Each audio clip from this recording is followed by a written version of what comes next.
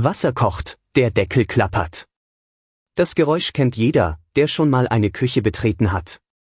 Aber wenn man einen Moment innehält und wirklich hinschaut, passiert etwas Seltsames, der Deckel hebt sich kurz an, lässt einen Schwalldampf entweichen und fällt sofort wieder zu.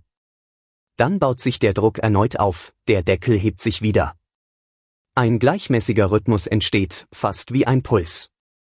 Warum bleibt der Deckel nicht einfach offen, wenn der Dampf ihn doch offensichtlich hochdrückt? Und warum bleibt er nicht geschlossen, wenn die Schwerkraft ihn doch nach unten zieht? Stattdessen pendelt er zwischen beiden Zuständen hin und her, zuverlässig, rhythmisch, manchmal minutenlang.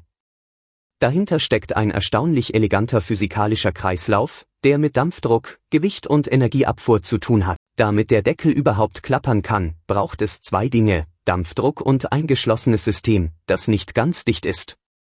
Wenn Wasser bei 100 Grad Celsius siedet, geht es vom flüssigen in den gasförmigen Zustand über. Dabei nimmt es enorm an Volumen zu. Wasserdampf beansprucht etwa das 1700-fache Volumen des flüssigen Wassers. Dieser Dampf braucht Platz. In einem Topf mit aufgelegtem Deckel ist der Raum über der Wasseroberfläche begrenzt. Der Dampf kann nicht frei entweichen, also steigt der Druck im Inneren. Gleichzeitig wirkt die Schwerkraft auf den Deckel und drückt ihn nach unten. Solange der Dampfdruck unter dem Gewicht des Deckels bleibt, passiert nichts. Aber sobald genug Dampf entsteht, übersteigt die Kraft von unten das Gewicht von oben. Genau dieser Schwellenwert ist der Startpunkt für das, was dann passiert. Der Mechanismus funktioniert als selbstregulierender Kreislauf. Phase 1: Der Deckel liegt auf dem Topf. Dampf sammelt sich im geschlossenen Raum darunter. Der Druck steigt kontinuierlich an. Phase 2: Sobald der Dampfdruck die Gewichtskraft des Deckels überwindet, hebt sich der Deckel leicht an. Es entsteht ein Spalt zwischen Topfrand und Deckel. Phase 3: Durch diesen Spalt entweicht schlagartig ein Teil des Dampfes. Der Druck im Topf fällt abrupt ab. Phase 4: Ohne ausreichenden Gegendruck von unten gewinnt die Schwerkraft wieder, der Deckel fällt zurück auf den Topfrand. Und dann beginnt alles von vorn. Die Frequenz dieses Zyklus hängt davon ab, wie stark das Wasser kocht, wie schwer der Deckel ist und wie gut er abdichtet. Mehr Hitze bedeutet schnellere Dampfproduktion, also kürzere Intervalle. Ein schwerer Deckel braucht mehr Druck, klappert also langsamer, aber kräftiger. Es ist im Grunde ein Ventil, das sich selbst öffnet und schließt, ohne Mechanik, ohne Elektronik, nur durch das Wechselspiel zweier Kräfte. Dieses Prinzip ist kein Zufall der Küche, es ist ein sogenannter Relaxationsoszillator. Das gleiche Grundmuster findet sich in der Technik und der Natur. Der Geysir Old Faithful im Yellowstone Nationalpark funktioniert verblüffend ähnlich. Wasser wird unterirdisch erhitzt, Druck baut sich auf, eine Eruption entlässt Dampf und Wasser, der Druck fällt, der Kreislauf beginnt von neuem.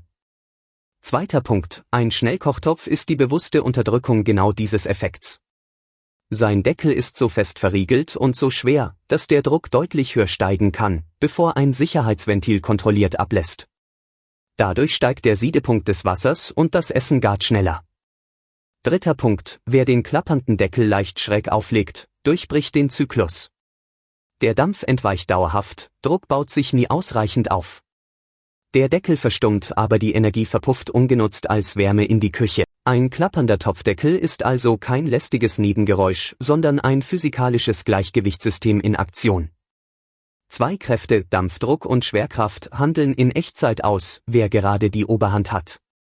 Keiner von beiden gewinnt dauerhaft, und genau deshalb entsteht der Rhythmus. Es ist ein Prinzip, das sich überall wiederfindet, wo Druck zyklisch aufgebaut und entlassen wird, in Geysiren, in Dampfmaschinen, in Sicherheitsventilen.